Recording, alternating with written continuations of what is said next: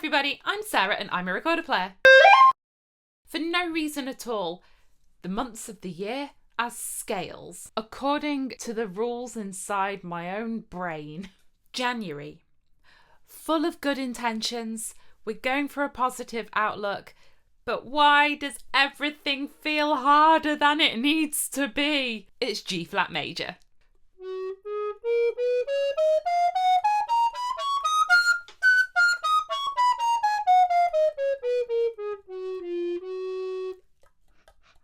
Those finger changes, ugh.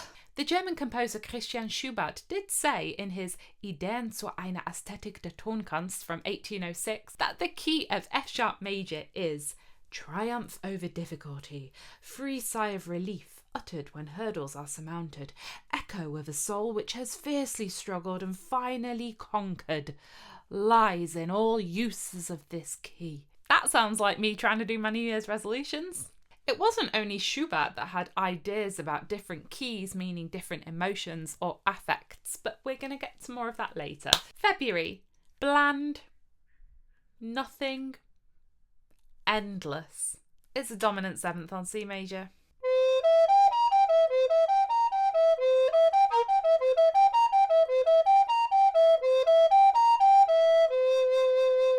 March. It's gloomy, it's cold, but there's spring. I've seen some snowdrops, some crocuses and spring flowers. Are we going to get to the warm weather? No. Still, months of darkness. It's a melodic minor scale.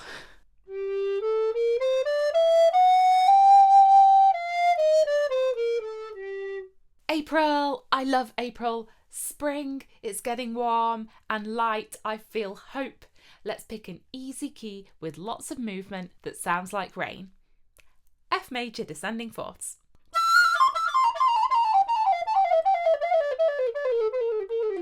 Because don't forget, when you're practicing your scales, it's not only the key, it's the direction, ascending, descending, and you can make all kinds of lovely patterns to keep it fresh and interesting.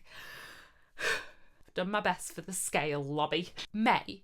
Now, I felt it should be free and easy and beautiful, but with a bit of anguish at the end because we're heading into the summer, but we've got exams. Yes, it's your Lydian dominant.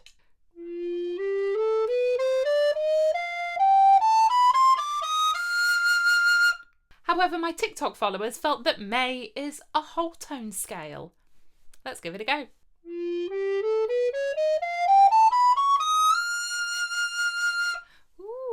Yeah, I can see that. Different scales will mean different things to different people. There have actually been centuries of writing on what the different keys mean. I found some interesting articles that link below. In one of them, the scholar even compared different keys with what they thought about it, what their students thought about it, and the different colours they associate with those keys too. Synesthesia shout out. June, wonderful, I love it. Over too fast. July, it's my birthday month, so I'm going to pick my favourite key to play. However, Charpentier described this key as cruel and hard. Mattheson described this key as very full of pathos, never serious or plaintive or indeed exuberant. Why are they so mean about my key? It's E flat major.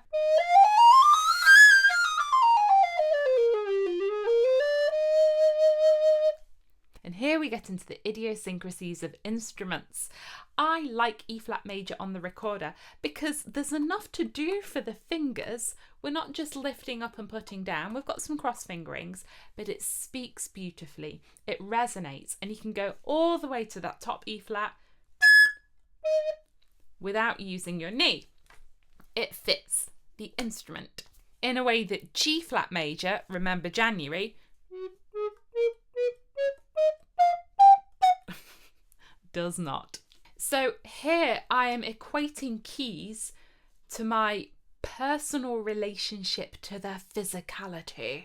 For that reason, August. Weather in the Netherlands is lovely. No school. Nice and easy. F major. But But what does this mean for a fixed tuning instrument? I hear you cry. Yes, the meaning of different keys in earlier centuries was very important for fixed instruments like the harpsichord or the organ. With the recorder, we use just intonation. That means we slightly tweak the intervals to make sure they're always generally in tune. On a keyboard, you tune it and it's fixed. Today, in 2024, keyboards are tuned with equal temperament, which means that all of the notes are the same distance apart.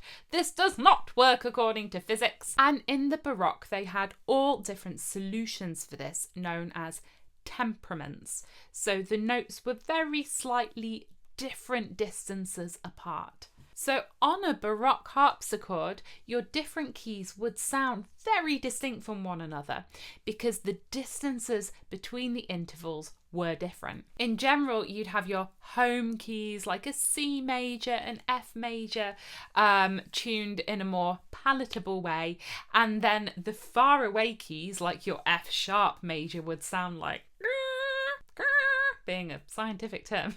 What about the chromatics? That's a lot of work. You know what else is a lot of work? September.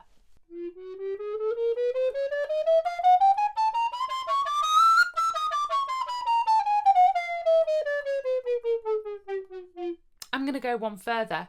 Let's do chromatics in ascending fourths.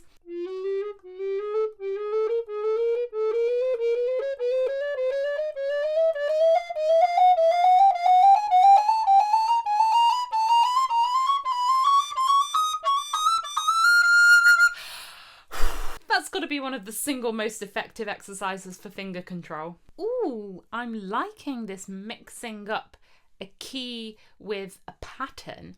October, I'm feeling spooky, I'm feeling minor, I'm feeling articulated like a spooky ghostly skeleton.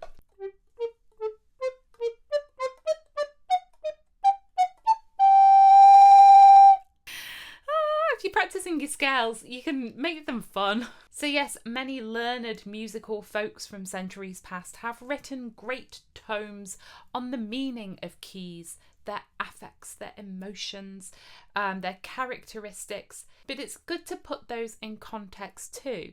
Is it related to the temperament? Is it related to the how idiomatic the instrument is? Is it related to the pitch of the human voice, how easy that is to sing? Is it just related to the tornado of creative chaos inside their own heads? Yes to all of the above. Now, let me tell you something. November is the worst month if you live in Northern Europe. Cold, grey, dark, endless, wet, windy, gloomy. None of these key characteristic people are going to agree on the gloomiest key. Let's go for something that costs me a considerable amount of effort. A microtonal scale.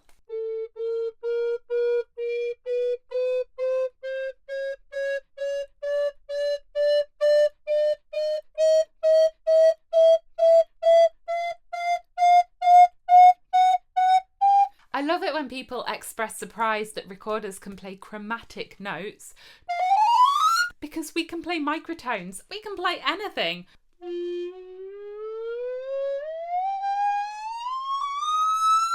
2-octave glissando, what would that be?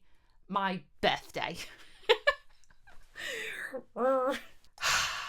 December for me is festive. It's got some nice extra sparkles thrown in. I've gone for a bebop scale, which is your major scale and an added sharp fifth. Flat sixth, sharp fifth.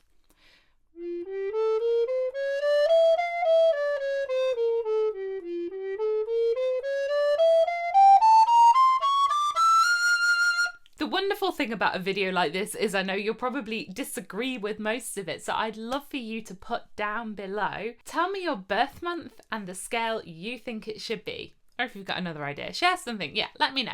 And a reminder, in celebration of 200,000 subscribers, we are doing a team recorder orchestra where you film yourself playing a short piece and I edit it all together.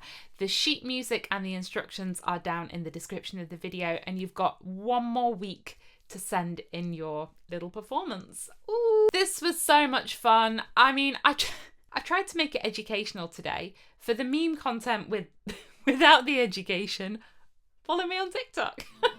Oh, let's stop that there, shall we? As always, you can subscribe to my channel by clicking on my face down here in the corner. To support the channel on Patreon, that's over here, and here's some more videos. Thanks for watching. Have a great day.